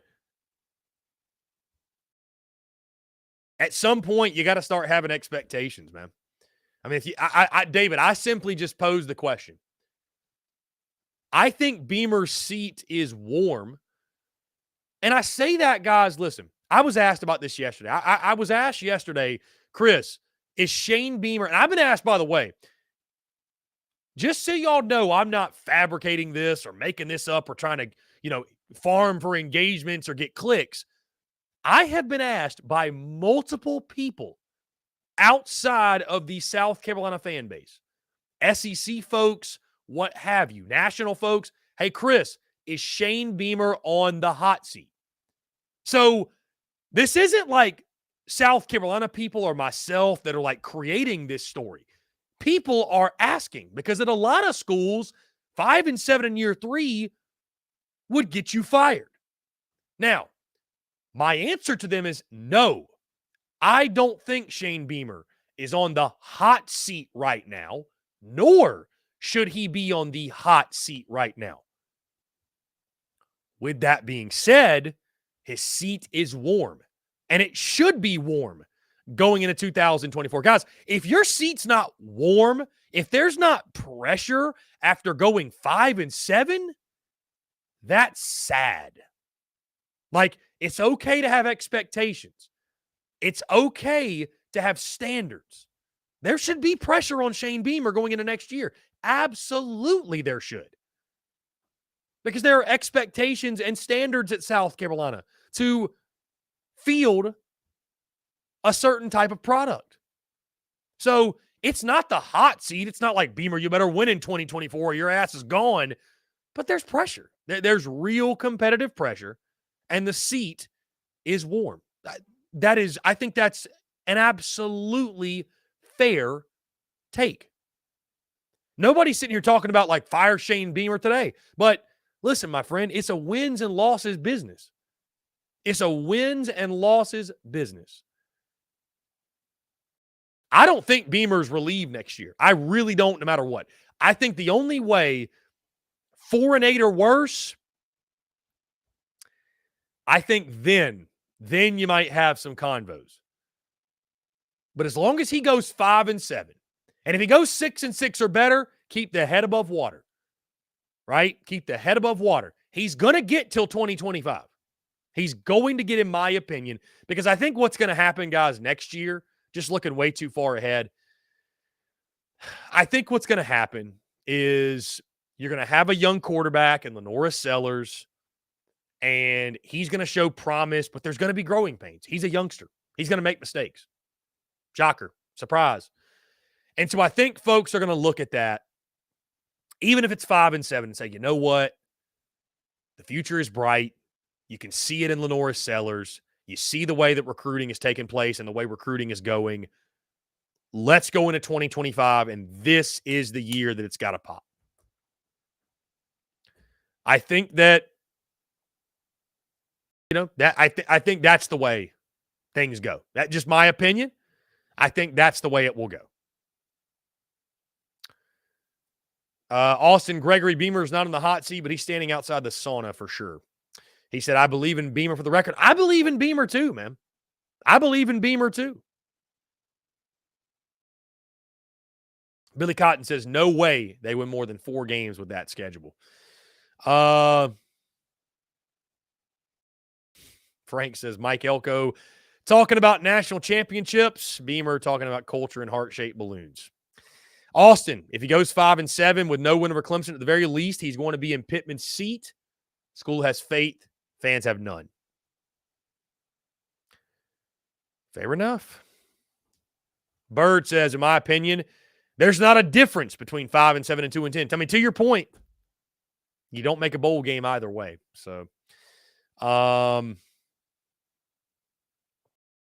Austin says, if we would have scheduled a cupcake instead of UNC, we'd be bowling. Infuriates we don't take the Kentucky approach. Cocky Twan says, this man cried at his last best press conference. Just soft. Ruination. Knowing our AD and board of trustees, they probably had to find some joy into year party celebrating that 5-7. Okay, guys, we're going to jump into one final break. On the other side, we will close out the show in style with more of your questions, your comments, your voicemails here on this Tuesday. All that and more, guys. You're tuned in to the Daily Crow. The Daily Crow is also brought to you by our friends over at A1 Air Quality Consultants. Headaches, coughing, running nose while in the office or just in your home. Call A1 Air Quality Consultants to have your air checked today. From Columbia to Asheville, Anderson to Charlotte, they are your breath of fresh air for all of your air quality needs. Be sure to give them a call or shoot them a text today at 864-619-2092. That's 864-619-2092. You can also contact them via email at a1airqualityconsultants@gmail.com. Be sure to check them out. We thank A1 Air Quality Consultants for their love and support of the Spurs Up Show, and tell them that Chris from the Spurs Up Show sent ya.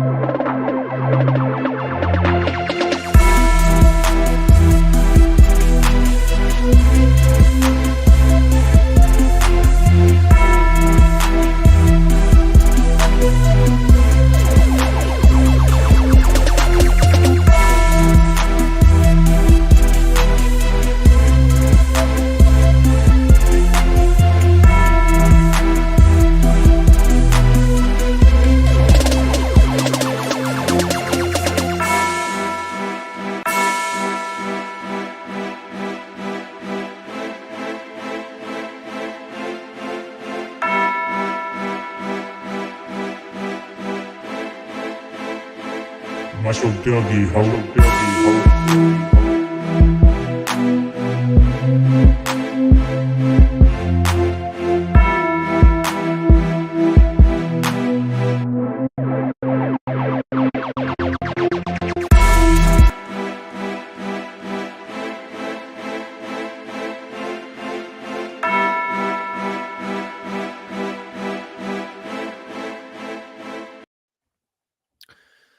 Ladies and gents, boys and girls, we are back here on this Tuesday, November the 28th, 2023. Final 10 minutes or so here on the Daily Crow. Thank you all so much for tuning in. Guys, a quick update. Very excited to announce that I believe Thursday night, that's what we're going to do. Thursday night at 7, we will officially run an NCAA football simulation. We're going to simulate the SEC championship. Alabama and Georgia. Be a lot of fun. You guys tune into that. It's going to be a good time. Again, we're going to break down that game and preview that game like we would the way we did South Carolina games this season. I mean, truly, guys, there's one game on this weekend that I think most of us care about. We might do a drive around championship weekend versus drive around the SEC. I'll give my picks for all the title games.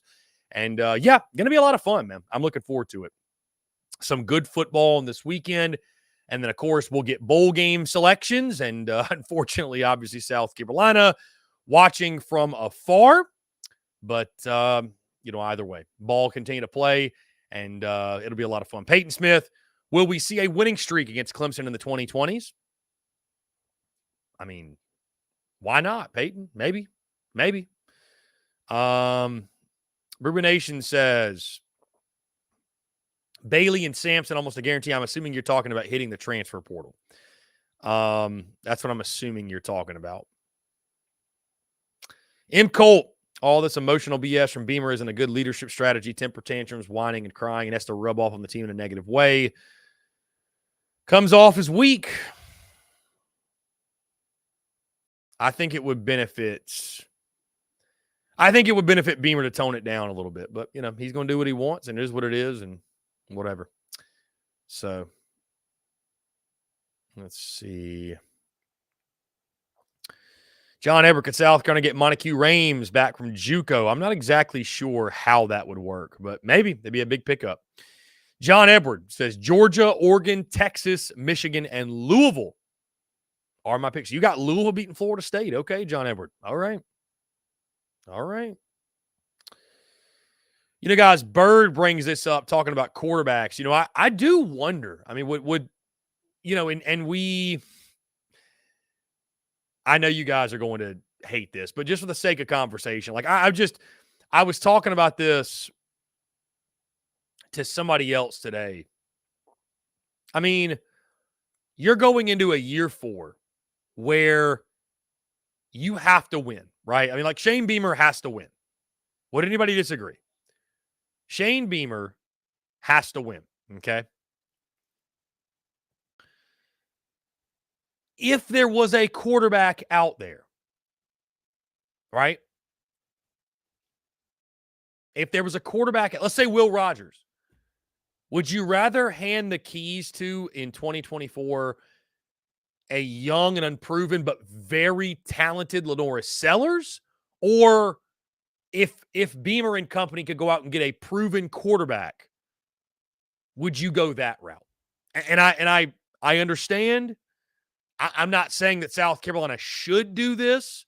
I'm just asking you because the portal has changed the way I feel like we look at the quarterback position. But, and I see Bruin Nation, but Bruin Nation, think about this. Even if it's not to beat out Lenoris Sellers, but look at what Ole Miss did, right? Ole Miss had Jackson Dart returning. What did they do? Bruin Nation, what did they do?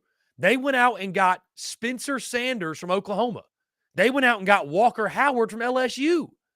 And what did it do?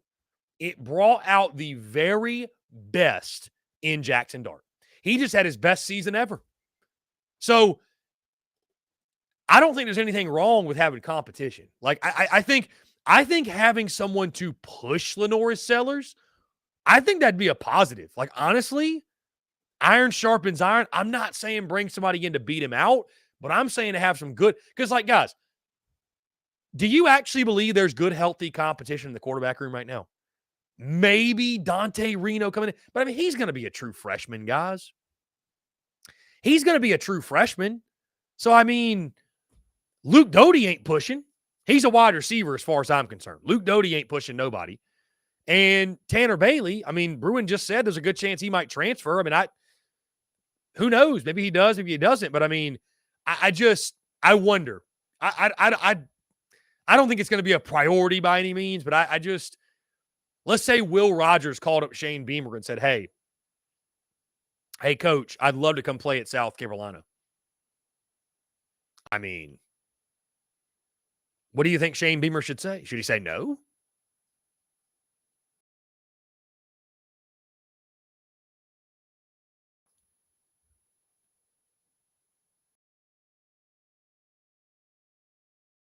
Just saying. Just saying. Just saying. Anyways, let's see. M. Colt, who will be the backup quarterback next season? I mean, guys, there's a good chance Luke Doty's back next year. I mean, maybe it's Tanner Bailey. Heck, I don't know. But, I mean, that's the thing, guys. It's like, man, if something happened where Lenora Sellers got banged up, God forbid. But, I mean, he is a running quarterback. He is a mobile dual threat guy. I mean, who are you going to go to if Sellers has to go out for a game? He gets concussed. Who do you go to? Bruin Nation makes a good point. If you do that, what would you tell future quarterback recruits? Great point, Bruin Nation. You tell them all the same thing that you told all the other guys that you brought in when you brought in Spencer Rattler. I think, Bruin Nation, what you tell them is, on a year-in, year-out basis, we're going to bring in the best possible pieces, the best possible players to build our roster. That's just the reality of it. You go somewhere else, they're going to do the same thing. You be honest with them. I mean, you be honest with them. Because Bruin Nation, it'd be like right now, and I know, right? Like, listen, I get it. I know that Luke Doty and Lenora Sellers aren't the same thing. I get that. But there's a lot of hype around Luke Doty. A lot of people liked Luke Doty. Was South Carolina not supposed to go get Spencer Rattler because they had Luke Doty coming back? I mean, and again, I know it's a different scenario. I'm not, again, guys, I'm fully prepared and excited for the Lenora Sellers era. I just wonder, I wonder if they pick up a guy, not the guy, but a guy. So, anyways, there are other positions much more important. Agree with Peyton Smith. All this means nothing if the O-line doesn't get fixed. 110%. 110%. There are much bigger issues. J.C. Shurburtt talked about it. You need to go get a running back, get some help at receiver, get the O-line shored up. You do all those things. You surround Lenora Sellers with good pieces. I think the rest takes care of itself. But just for the sake of fun conversation, the transfer portal madness, it is interesting. Do they take a guy for depth, if nothing else? Do they take a guy for competition? I wonder. But again, there's a lot more important position groups that need to be addressed, that need to be shored up. Quarterback, I don't think is even nearly top priority. So, because right now Tanner Bailey is on the football team. He will come back. And I like Tanner Bailey's game. And Luke Doty's a veteran guy for sure. I mean, Colton Gauthier is just there having a good time playing guitar. So he's not doing anything. But I mean, and then Dante Reno comes in. So, you got talented guys in there. You got talented guys. I just think the Bruin Nation, everybody else, it's just a very intriguing thing where for these coaches, for every school, where you're in a position where it's like, okay, I got to win next year. Do I rely on the young guy that's unproven but talented, or do I go out and get more of a sure thing to win now? You see what I'm saying? So anyways, just a fun talking point, fun conversation. Bird, last question here. Chris, speaking on the O-line, what are the odds Carolina lands some big-time O-line transfers? I mean, Bird, I think they're going to land a couple transfers for sure. Are they big time? I guess that's up for you to decide. But It's very competitive to get those guys. It's extremely competitive. So, guys, we have hit 2 o'clock. Appreciate you all tuning in. Make sure you head over to YouTube, hit that subscribe button, hit that bell icon as well so you get notifications when we go live and we drop new video content. Also, of course, guys, we're on iTunes, Spotify, Google Podcasts, wherever you get your podcasts. We're dropping daily podcasts. You can check us out there at The Spurs Up Show. Also across social media, check us out. Content bleeding out of the eyeballs as always. And stay tuned, guys. The content this week, a lot of fun content with the SEC Championship coming this weekend. Also, of course, we got basketball tonight. South Carolina and Notre Dame will do battle in the SEC ACC Challenge. A lot of other good games as well. I think Kentucky, Miami's a top 25 matchup. So some really good games. We'll probably learn a lot about some SEC teams this weekend, especially, or this week, I should say, especially if South Carolina got a chance to go to 6-0 tonight. The Fighting Lamont Paris Quarter Zips. Going to be a lot of fun. Guys, either way, appreciate you all tuning in. Thank you all so much. Y'all have a great rest of your Tuesday. We will talk to you all tomorrow.